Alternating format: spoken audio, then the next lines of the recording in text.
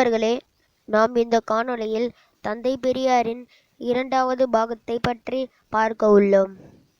நீங்கள் தந்தை பெரியாரின் வாழ்க்கை வரலாறில் முதல் பாகத்தை பார்க்கவில்லை என்றால் நான் கீழே டிஸ்கிரிப்ஷனிலும் கமெண்ட் பாக்ஸிலும் லிங்க் கொடுக்கிறேன், பார்த்து தெரிந்து கொள்ளுங்கள். சரி, வாருங்கள் பார்ப்போம்.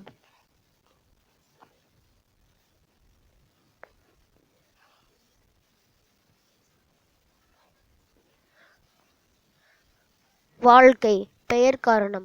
குடியரசு இதழில் ஆசிரியர் ஈ.வே. ராமசாமி நாயக்கர் என்றுதான் 18 டிசம்பர் 1907 வரை குறிக்கப்பட்டு இருந்தது. 25 டிசம்பர் 1927 குடியரசு இதழ் முதல் நாயக்கர் பட்டம் வெட்டப்பட்டது. இது குறித்து வே. ஆணைமுத்து பெரியார் களஞ்சியம் என்னும் தொகுப்பு நூலில் அவ்வாறாக நாயக்கர் என்ற பட்டச்சொல்லை அவருடைய பெயருக்கு பின்னால் இருந்து நீக்கிவிட்ட நிலையில் நாயக்கர் என்ற பட்டச்சொல் இல்லாமல் அவரது பெயரை குறிப்பிடுவதானது அவருக்கு உரிய பெருமையை குறைத்து விடுமோ என நம் இன பெருமக்கள் அஞ்சினர். அங்ஙனம் அஞ்சிய பலருள் நாயக்கர் என்ற சொல் இருந்த இடத்தில் பெரியார் என்ற சொல்லை முதலாக சேர்த்து ஈ.வே. ராமசாமி பெரியார் என அழைத்தவர் நாகர்கோவில் வழக்கறிஞர் திரு பி. சிதம்பரம் பிள்ளையே ஆவார் என்று கூறுகிறார். இந்த விளக்கத்தினை 21/5/1973 திருச்சியில் ராமசாமி தனக்கு உணர்த்தியதாக குறிப்பிடுகிறார். இளமை காலம். ஈரோடு வெங்கட்ட ராமசாமி நாயக்கர் எனும் இயற்பெயரை கொண்ட இவர் செப்டம்பர் 17, 1979 தமிழ்நாட்டிலுள்ள ஈரோட்டில் பிறந்தார். இவரின் குடும்பத்தினர் தெலுங்கு மொழியை தாய்மொழியாக உடையவர்கள் ஆவர். இவரின் தந்தை வெங்கட்ட நாயக்கர் மிக வசதியான வணிக பின்னணியை கொண்டவர். இவரின் தாயார் முத்தம்மாள் என்ற இயற்பெயர் கொண்ட சின்னதாயம்மாள் ஆவார். இவரின் உடன் பிறந்தோர் கிருஷ்ணட்டிசாமி, கண்ணம்மா மற்றும் பொன்னுதாயி ஆகியோர் ஆவர்.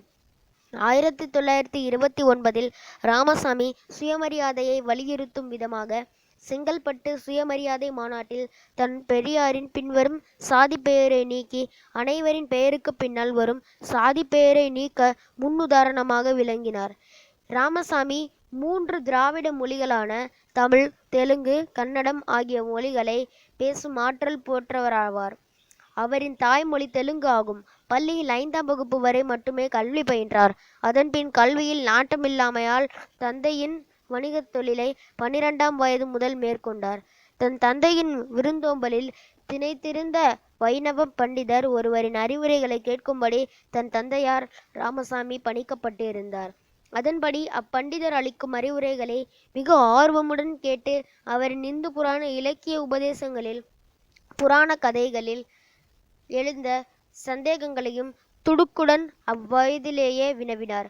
அன்று எழுந்த கருத்து வேற்றுமைகளே பின்னாளில் இந்து ஆரிய எதிர்ப்பு கோட்பாடுகள் மேற்கொள்ள வழிகோலின. ராமசாமி வளரும் பொழுதே சமயம் என்பது அப்பாவி மக்களின் மீது வஞ்சகத்துடன் அவர்களை சுரண்டுவதற்காக போற்றப்பட்ட போர்வையாக போர்த்தப்பட்டுள்ளவைகளை களைய வேண்டுவது தனது தலையாய கடமை என்ற எண்ணத்தையும், மூடநம்பிக்கைகளிலிருந்து இம்மைகளை காப்பாற்ற வேண்டும் என்ற எண்ணத்தையும் வளர்த்து கொண்டார்.